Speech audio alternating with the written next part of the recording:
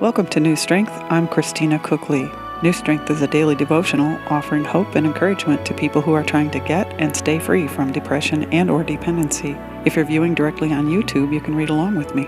By clicking on the description area below the screen, you'll see that all the words are there for you.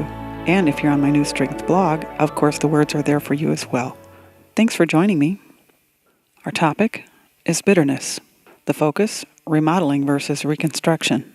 The scripture, Ephesians chapter 4, verse 31 from the New International Version of the Bible. Let all bitterness and wrath and anger and clamor and evil speaking be put away from you with all malice.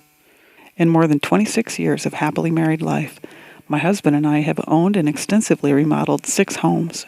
When I say the word remodeled, I'm not referring to wallpaper and paint. I'm talking about knocking down walls, tearing off rooms, adding on, and things like that. In the most extreme case, we actually tore down the existing house, purchased a 2.5-story replacement that was up for auction, and moved it 2 miles to our lot, which was coastal and in a velocity zone. We proceeded by elevating the successor 15 feet above the ground and closing in the area below it to create a large garage.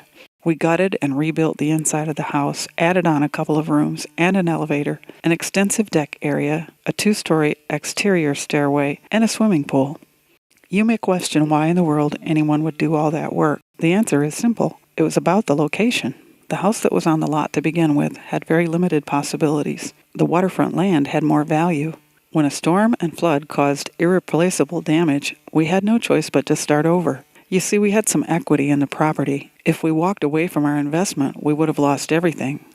The complicated process of clearing the land for rebuilding was huge enough. Then, we went through the almost impossible inconvenience during the 1.5 years it took to rebuild. We moved 5 times with our young children and had no idea the whole thing would take as long as it did. It was a trial I wouldn't ever care to go through again, but it was a life lesson with invaluable applications.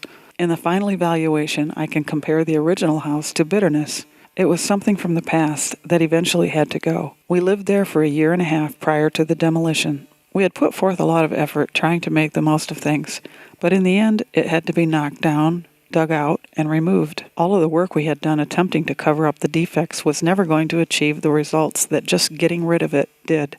The reconstruction was secured to an engineered foundation according to Florida Building Code hurricane standards. A network of concrete and steel pilings were driven 21 feet into the ground, which were bonded together at ground level and to the elevated house. The work and expense was extreme and seemed unending, but the results would stand the test of time.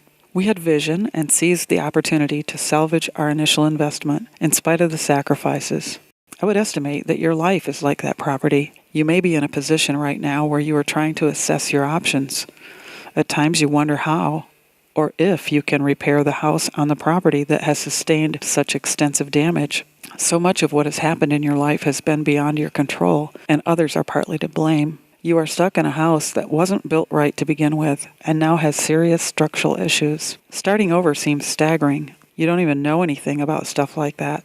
But you can't keep living in a house that could fall down on your head one of these days either. The right answer might be to face the fact that the job of recovery is bigger than you thought it was going to be, may take longer than you thought it would, but will pay you in dividends in the end if you are willing to go deep and do it right. Your property is worth more than the old house with all its flaws. Bitterness is something that could be standing in the way of your ability to start fresh. Who and what comes to your mind at the mention of that word? Getting rid of bitterness doesn't mean dumping people. It means dumping your bitterness. Being bitter doesn't change other people. It changes you. You may not be able to change anyone else, but you can change you. Bitterness is holding you back. You need to let it go.